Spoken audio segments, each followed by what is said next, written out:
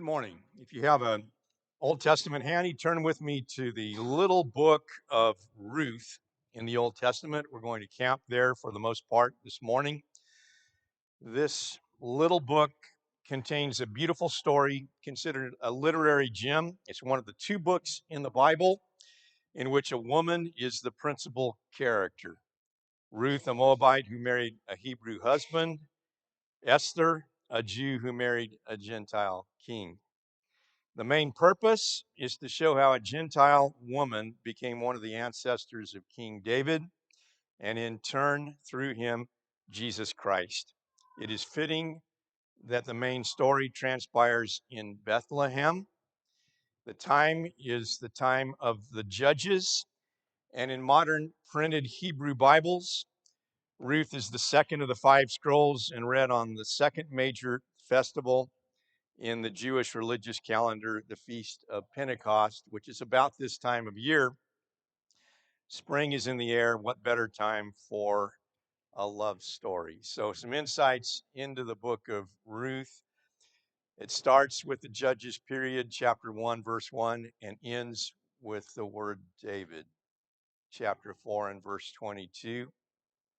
And interestingly enough, the Hebrews have three divisions of the Bible in the Torah and the Tanakh.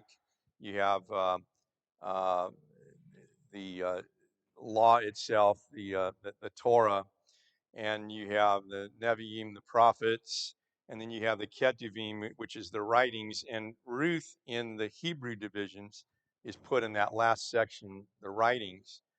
Translators of the Septuagint, or those who arranged it at a very early period, stuck it after Judges and before 1 Samuel, which is fitting because it alludes to Judges in verse 1, which looks backward, and it is a prelude to 1 Samuel, which looks forward to David. So the order that it's found in our present Bibles reflects that. There's another side to the corruption painted in Judges, which we talked about last week. And especially those last two episodes of Judges in chapters 17 through 21. Both of those episodes involve a Levitical priest who has some Bethlehem connections. And then we get into Ruth, and we have a major Bethlehem connection. The whole episode after the return from Moab takes place in Bethlehem, which is the city of David. So you have a little bit of background here. It's a rags to riches story. Let's begin in chapter 1, verse 1. In the days when the judges ruled, there was a famine in the land, and a man of Bethlehem in Judah went to sojourn in the country of Moab. He and his wife and his two sons. The name of the man was Elimelech, the name of his wife Naomi, and the names of his two sons were Mahlon and Chilion. They were Ephraimites from Bethlehem in Judah. They went into the country of Moab and remained there. But Elimelech, the husband of Naomi, died, and she was left with her two sons. These took Moabite wives. The name of the one was Orpah, and the name of the other was Ruth. They lived there about 10 years, and both Mahlon and Chilion died, so that the women were left without her two sons, or the woman, Naomi, was left without her two sons and her husband. Then verse 6. And you'll get more out of this if you read it along with me. We're going to read most of the book, so I highly advise opening up a Bible with me. Verse 6 of chapter 1. Then she arose with her daughters-in-law to return from the country of Moab, for she heard in the fields of Moab that the Lord had visited his people and given them food. So she set out from the place where she was with her two daughters-in-law, and they went on the way to return to the land of Judah. But Naomi said to her two daughters-in-law, "Go, return each of you to her mother's house. May the Lord deal kindly with you, as you have dealt kindly with the dead and with me. The Lord grant that you may find rest, each of you, in the house of your husband." Then she kissed them, and they lifted up their voices and wept. And they said to her, "No, we will return with you to your people." But Naomi said, "Turn back, my daughters. Why will you go with me? Have I yet sons in my womb, that they may become your husbands? Turn back, my daughters, go your way. for I am too old to have a husband. If I should say I have hope, even if I should have a husband this night and bear sons, would you therefore wait till they were grown? Would you therefore refrain from marrying? No, my daughters, for it is exceedingly bitter to me for your sake that the hand of the Lord has gone out against me. Then they lifted up their voices and wept again, and Orpah kissed her mother-in-law, but Ruth clung to her. Naomi, by the way, means pleasant. Mara means bitter. And as you read verses 19 through the end of the chapter, so the two of them went on until they came to Bethlehem. When they came to Bethlehem, the whole town was stirred because of them, and the women said, "Is this Naomi?" She said to them, "Do not call me Naomi, call me Mara. Do not call me pleasant, call me bitter. For the Almighty has dealt very bitterly with me.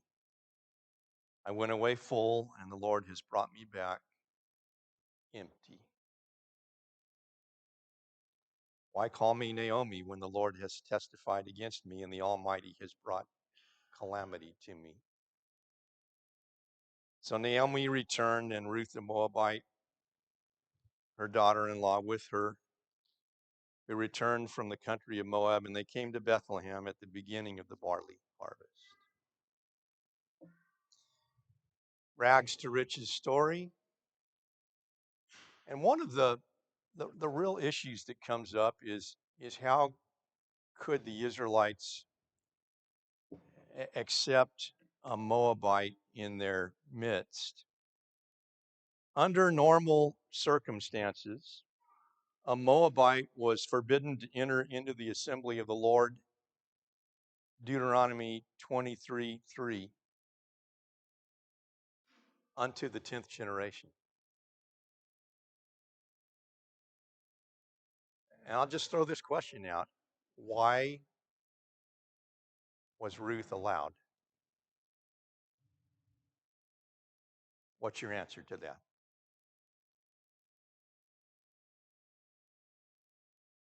She did not enter Judah. This is my answer. She did not enter Judah as a Moabite. She entered into Judah as a proselyte, Israelite. When she determined to stick to Naomi, verse 15 beginning, Naomi says, "See, your sister-in-law has gone back to her people and to her gods. Return after your sister-in-law." But Ruth said, "Do not urge me to leave you or return from following you, for where you go, I will go, and where you lodge, I will lodge. Your people shall be my people, and your God my God. Where you die, I will die, and there I will be buried. May the Lord do so to me, and more also, if anything but death parts me from you." And when Naomi saw that she was determined to go with her, she said no more.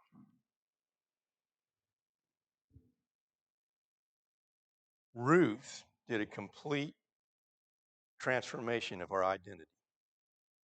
She did not return to Bethlehem as a Moabite, but as an Israelite, a Judahite. And she went with Naomi. And think about the influence that Naomi must have had as a servant of God, such a strong magnetic pull that Ruth did not want anything to break that unbreakable bond as far as she was concerned. Your people will be my people, and your God, my God. Do you have that kind of influence over people? That people see something that is so impressive in your relationship with God, your connection to God, that they want a piece of that. In fact, they want to bind themselves to you because you're bound to God in that way. That's something for all of us to think about and to be challenged by. So she undergoes a change of identity. As we get into chapters 2 and 3, both chapters have a 3-point outline. Ruth and Naomi at home, Ruth with Boaz, Ruth returns home to Naomi. And the catalyst in chapter 2 is Ruth. The catalyst in chapter 3 is Naomi. So in chapter 2, now Naomi had a relative of her husband's, a worthy man of the clan of Elimelech, whose name was Boaz. Ruth the Moabite said to Naomi, "Let me go to the field and glean among the ears of grain after him, in whose sight I shall find favor." She's not talking about Boaz. She's talking about random chance here. I'll go glean in some fields, and whoever I find favor with, I'll camp there and glean some more. She said to her, "Go, my daughter." So she set out and went out and gleaned in the field after the reapers. And she happened to come to the part of the field belonging to Boaz, who was of the clan of Elimelech. And behold, Boaz came from Bethlehem. He said to the reapers, "The Lord be with you." They answered, "The Lord bless you." Then Boaz said to his young men who was in charge of the reapers, "Whose young woman is this?" The servant who was in charge of the reapers said, "She is the young Moabite woman who came back with Naomi from the country of Moab. She said, 'Please let me glean and gather among the sheaves after the reapers.' So she came, and she has continued from early morning until now, except for a short rest." Then Boaz said to Ruth, "Now listen, my daughter, do not go to glean in another field or leave this one, but keep close to my young women. Let your eyes be on the field that they are reaping and go after them. Have I not charged the young men not to touch you? And when you are thirsty, go to the vessels and drink what the young women have, or young men have drawn." Then she fell on her face, bowing to the ground, and said to him, "Why have I found favor in your eyes that you should take notice of me, since I am a foreigner?" Boaz answered her, "All that you have done for your mother-in-law since the death of your husband has been fully told to me, how you left your father and your mother in your native land and came to a people that you did not know before. The Lord repay you for what you've done, and a full reward be given you by the Lord, the God of Israel, under whose wings you have come to take refuge." Then she said, "I have found favor in your eyes, my Lord, for you have comforted me and spoken kindly to your servant, though I am not one of your servants." And at mealtime, Boaz said to her, "Come here and eat some bread. Dip your morsel in the wine." So she sat beside the reapers, and he passed to her roasted grain, and she ate until she was satisfied, and she had some left over. When she arose to glean, Boaz instructed his young men, saying, "Let her glean even among the sheaves. Do not reproach her. And also pull out some from the bundles for her and leave it to her to glean. Do not rebuke her." You take some that's already been collected and you just kind of accidentally leave them behind so she can easily pick it up. He's providing for her already. So she gleaned in the field until evening. Then she beat out what she had gleaned. It was about an ephah of barley. It's about 3/5 of a bushel. Significant take when you consider all the work that goes into that amount of grain after threshing it and so on. And she also brought out and gave her food, or verse 18. She took it up, went to the city. Her mother-in-law saw what she had gleaned. She also brought out and gave her what food she had left over after being satisfied. In other words, after lunch, she had some leftovers that she brought home. So she brings this big ephah plus the leftovers from lunch that she wasn't even supposed to be privy to, but Boaz allowed her to eat. She brings all that back to Naomi, and her mother-in-law said to her, "Where do you glean today? Where have you worked? Blessed be the man who took notice of you." She told her mother-in-law with whom she had worked and said, "The man's name with whom I worked today was Boaz." And Naomi said to her daughter-in-law, "May he be blessed by the Lord, whose kindness has not forsaken the living and the dead." Naomi also said to her, "The man is a close relative of ours, one of our redeemers." And Ruth the Moabite said, "Besides, he said to me, 'You shall keep close by my young men until they have finished all my harvest.'" And Naomi said to Ruth, her daughter-in-law, "It is good, my daughter, that you go out with his young men, lest in another field you be assaulted." So she kept close to the young women of Boaz, gleaning until the end of the barley and wheat harvest, and she lived with her mother-in-law. You have Ruth and Naomi at home. Ruth makes this proposal. She finds favor in Boaz's eyes, and has an opportunity to provide for her mother-in-law. And they're rejoicing together about all of this. Well, he's a close relative. And in chapter 3, Naomi offers a plan, and she's now the catalyst instead of Ruth. He's a close relative, and this is what you're going to do. After he winnows barley tonight at the threshing floor, verse 3, you wash therefore and anoint yourself, put on your cloak, go down to the threshing floor. Do not make yourself known to the man until he's finished eating and drinking. But when he lies down, observe the place where he lies, then go and uncover his feet and lie down.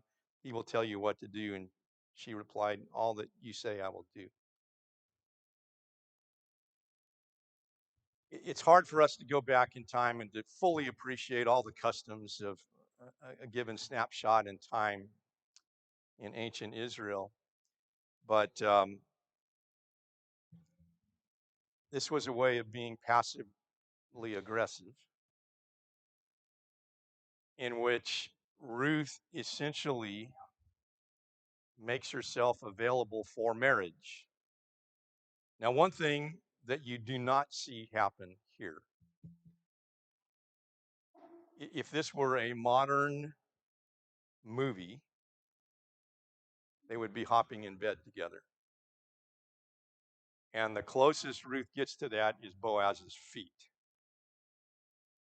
And then he's startled in the middle of the night, and behold, a woman. And she says, spread your garment over your servant, which is a way of proposing, essentially. You're a near kinsman to us. My husband is dead. Would you do the honors?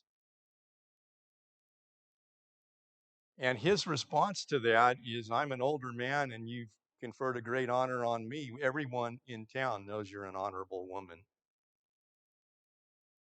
And he says in verse 12, the Lord repay you for what you've done. A full reward be given to you by the Lord, the God of Israel, under whose wings you have come to take refuge.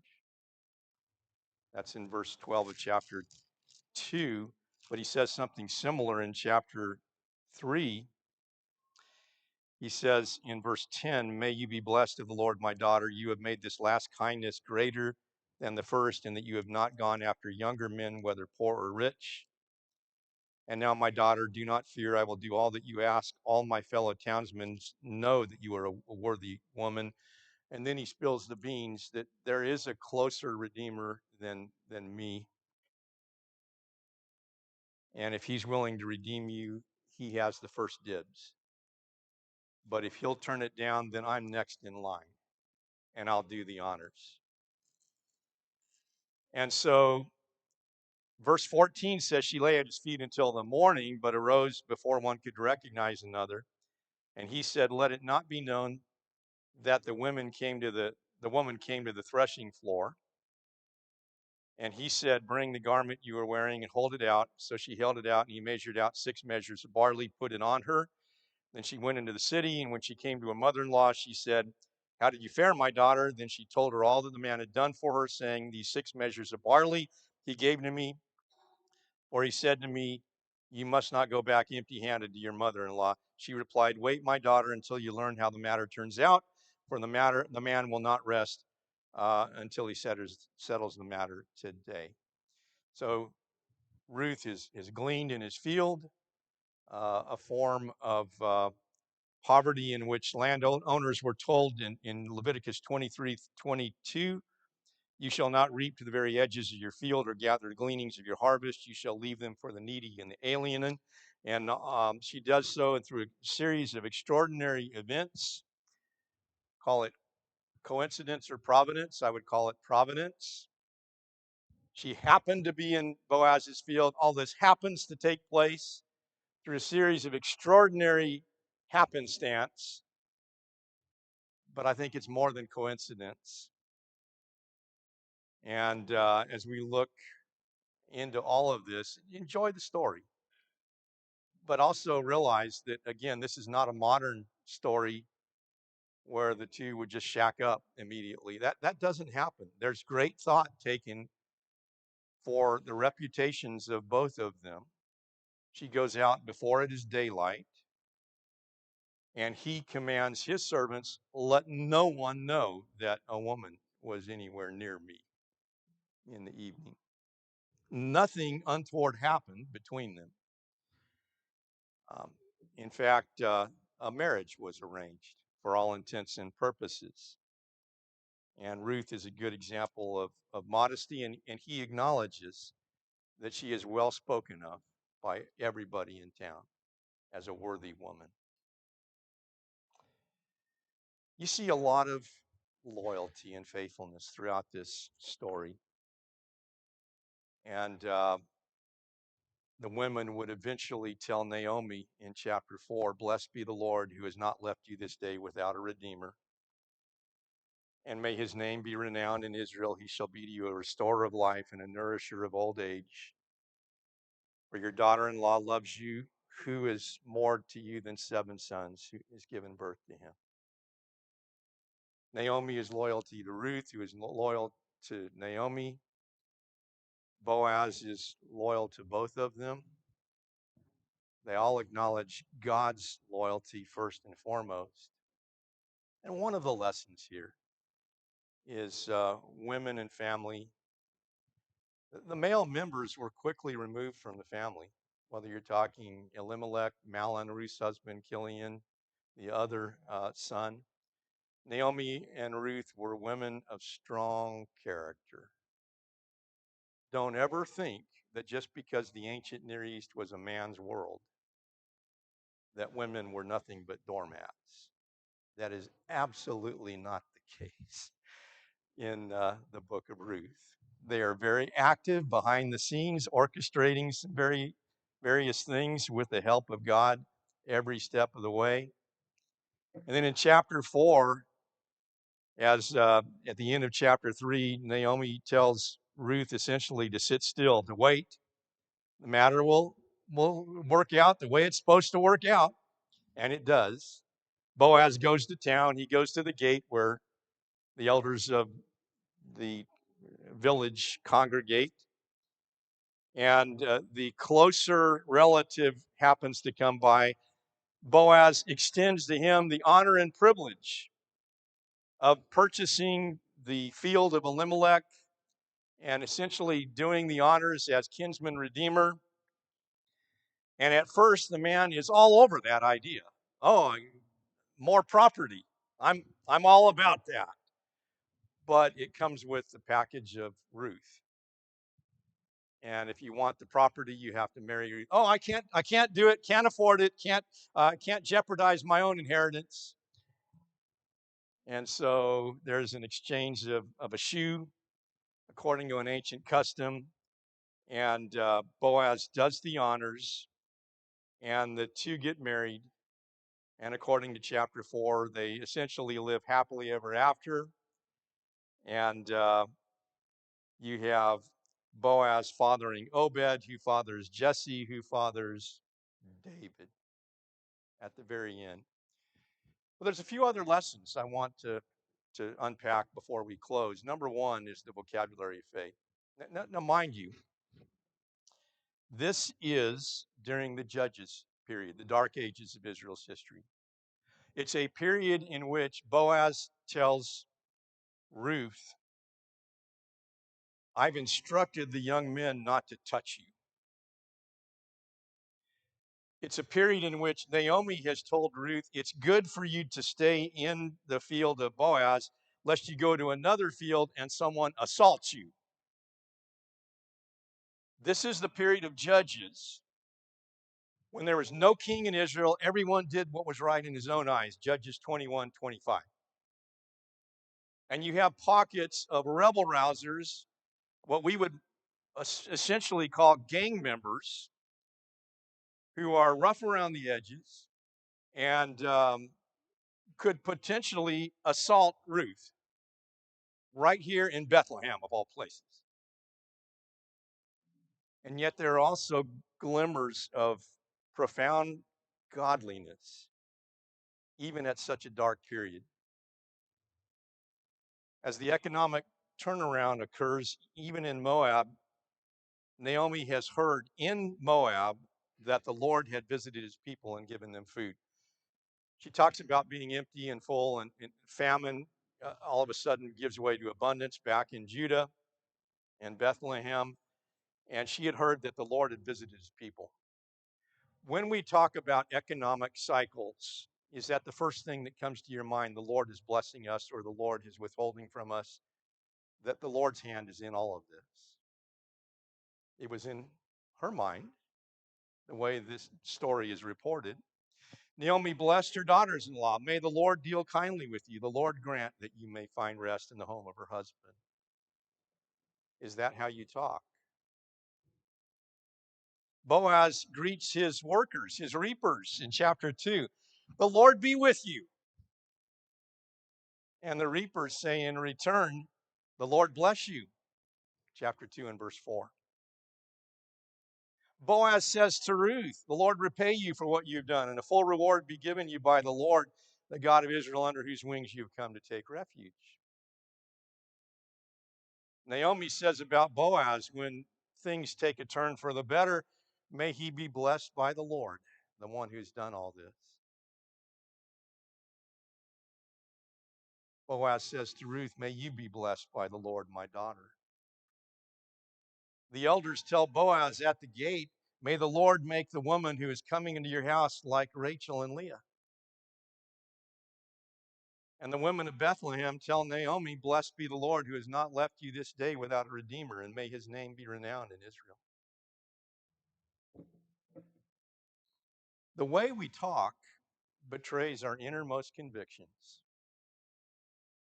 I just want to say this, if we're going to be in the world but not of the world in the Silicon Valley in 2025, how do we talk in the public sphere?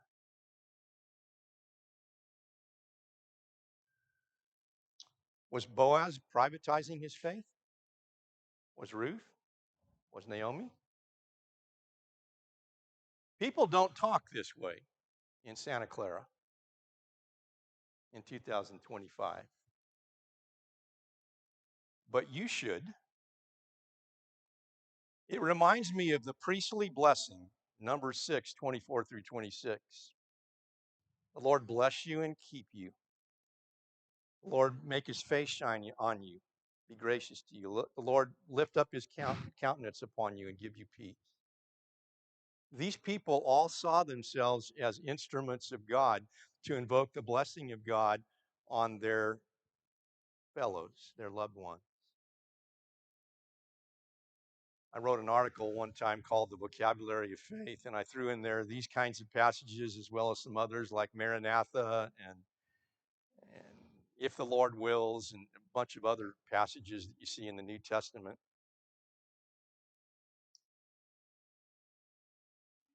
Being different from the world, being counterculture, living in the world but not of the world is not just cutting out bad stuff. It's also embracing the faith that we hold near and dear and not holding that on the inside alone. It should work its way to the outside. You can invoke the Lord's blessing on other people. And if you do, you might even have opportunities to be more of a person of influence spiritually. Offer to pray for them. Tell them you're praying for them. Speak openly about your relationship with God and the blessings that he has brought to your life and how those blessings have a spillover effect into other people's lives. And see if you might not be like a Naomi to a Ruth. Your people shall be my people and your God my God. She wanted a piece of that. You think about that and how you talk. It's a great lesson on God's providence. A tragedy in Moab led to a happy ending in Bethlehem. When Naomi found life bleak and pointless, God had a bigger plan. Don't call me Naomi, call me Mara, bitter. But if she'd waited just a little bit longer, God overruled events to bring love and security to those who trusted in him. And Ruth becomes a vital link to David, and through David to Jesus. And you think about that. In Matthew chapter 1, we read of the genealogy of Jesus. And there are 4 women included in that genealogy. And all of them have questionable credentials. Tamar committed incest with her father-in-law, Judah. Rahab was a Gentile prostitute. The wife of Uriah, Bathsheba, was an adulteress with David. And then you have Ruth, an outcast Gentile Moabitess. How did those 4 women get into the genealogy of Jesus? You see, God specializes in insignificant nobodies. And if you ever think that you're an insignificant nobody, you might just remember Ruth. Because God was able to do something amazing with something that a lot of people would write off as pointless and hopeless.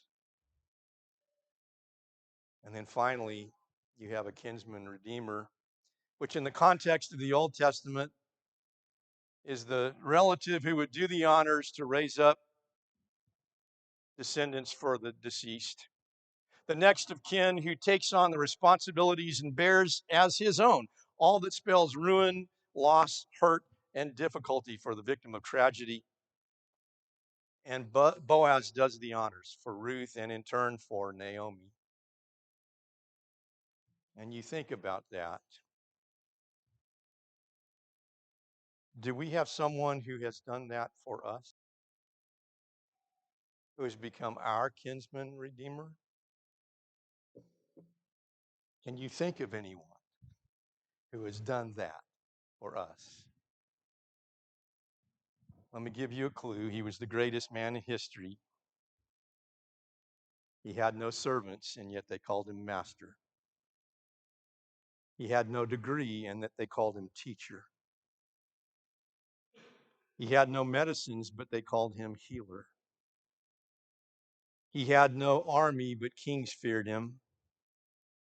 He won no military battles, but he conquered the world. He committed no crime, and yet they nailed him to a cross. He was buried in a tomb, and yet he lives.